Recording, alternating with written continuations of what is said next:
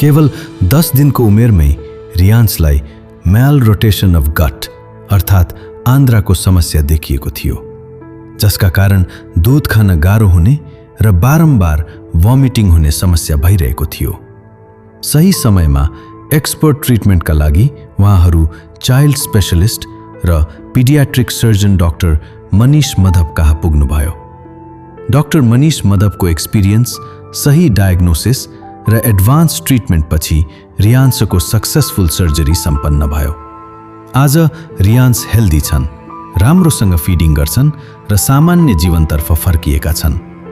अब आउनुहोस् रियान्सकी आमाबाट नै सुनौ डाक्टर मनीष मधवसँगको उहाँको ट्रिटमेन्ट एक्सपिरियन्स र आफ्नो बच्चाको रिकभरी जर्नी। नमस्ते हजुरलाई।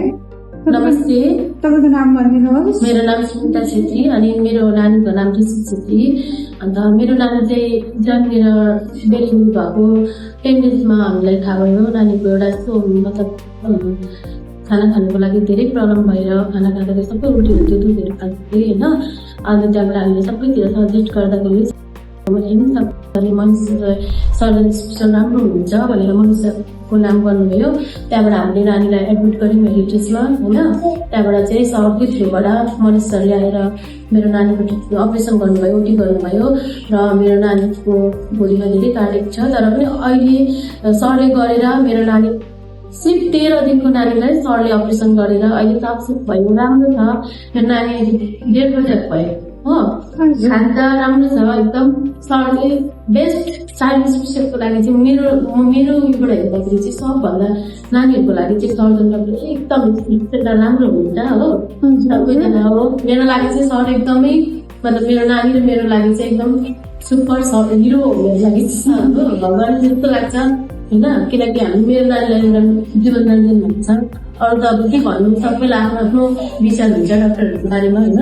तर मेरो लागि चाहिँ सर एकदम बेस्ट हो। नानीलाई केही प्रब्लम छैन, अहिले खानु सबै सब बेटर, अहिले सबै ठिकै छ है? सबै ठिकै छ। तपाईँ कहाँबाट आउनुभएको? लुक्सन बस्ती। लुक्सन बस्ती हुन्छ। तपाईँको सरको एक्सपिरियन्स कस्तो लाग्यो? सर एकदम भन्दैछु त, सर नानीहरूको लागि चाहिँ एकदम बेस्ट हो, सबसे बेस्ट सब बेस्ट हो। सिलगढीमा कति डक्टर चाहिँ के छ मलाई त्यो छैन, तर मनिष सर चाहिँ एकदम बेस्ट हो चाइल्डको लागि। अहिले तपाईँको नानी ठिकै छ? ठिकै छ नानी हो। अन्त यो चाहिँ सानो प्रब्लम भएर ल्याएको थिएँ, नानी बोलाउनुहुन्छ। हुन्छ, थ्याङ्क यू। Thank you.